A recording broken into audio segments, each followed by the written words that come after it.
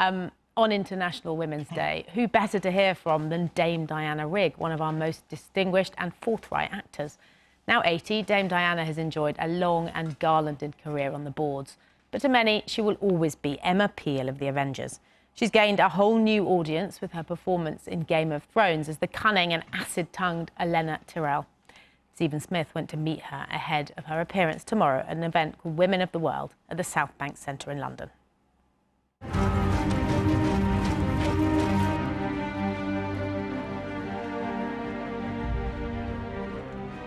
As fans of Game of Thrones have discovered, Diana Rigg still gives great, even terrifying presence. She's a strong woman, head of a household, a family that she protects viciously. With some waspish lines, I believe. With some very waspish. Well, yeah, because that's always so much better than playing a goody-goody. Just the returns are so much better. I've known a great many clever men. I've outlived them all. You know why? I ignored them. The lords of Westeros are sheep. Are you a sheep? No. You're a dragon. Why they employ British people as much as they do is that we're very undemanding. We turn up and we know our lines, so we don't ask too much money, and we certainly don't want caviar and champagne in our caravans.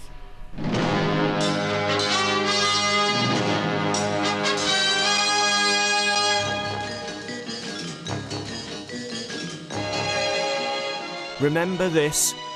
Most of our viewers are teenagers obsessed with social media, of course. But just in case a few older people have tuned in by mistake, Diana Rigg as Emma Peel was a big star and a kick-ass heroine avant la lettre, as they say. By the way, are you busy just now? Not very. I've just written an article for the Science Weekly, but that's finished. Bye. It was a major step forward in terms of women on your screen. I think you said, though, that there was an issue over pay. There were. Yes. Can you tell us about that? Because that's very topical again, yes, isn't it? It is. And I was a lone voice in the wilderness. Nobody backed me up. Pat McNee kept his head well below the parapet when I stepped forward and said, I think it's quite wrong that I'm getting less than the cameraman. And of course then I was painted as this sort of mercenary woman and hard-headed and, you know, money-grabbing and all the rest of it. But it struck me as being unfair, so I spoke out. I've always said that I thought equal pay gets you a long way to be treated equally by a man. Rigg was a Bond girl, the only one to make an honest man of 007. She was Mrs. Bond to George Lazenby's secret agent. But her career wasn't all as glamorous as it sometimes seemed. I had one experience, which I'm not about to talk about, but when I was very young, with a director who was very powerful. Yeah. And was there a way of handling that for you? How did you deal with it? I simply hardly acknowledged it was happening. I mean, I think scorn is quite a powerful tool, and I would urge women to use scorn whenever possible, because it sort of scorches the gentleman. Is scorn sufficient? Could be. If it isn't, then simply walk away. I'm all for the people who speak out. I'm all for the women who speak out, and I'm very glad that they now have a platform to speak out. Do you regret it?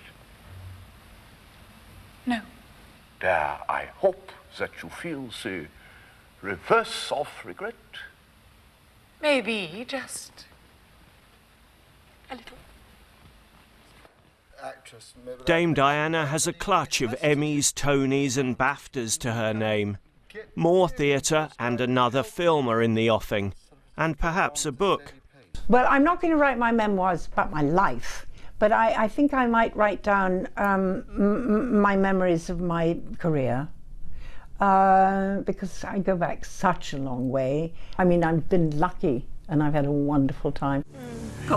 A recent highlight, a role in Doctor Who, appearing with her own daughter, Rachel Sterling. My child, you have always been so very useful. Oh, Mrs. Gilliflower. Please, Mamma, no more. No more. And now, if you will forgive us, we must be going. It is long past Ada's bedtime. I was a cruel mother. A cruel mother? Yes, I'm you always get a bit blamed. of that, don't you? I've cornered the market in cruel mothers. Yeah, and it was lovely and great fun. Thank you very much. My very pleasure. nice to talk to you. That was Stephen Smith talking to Dame Diana Rigg.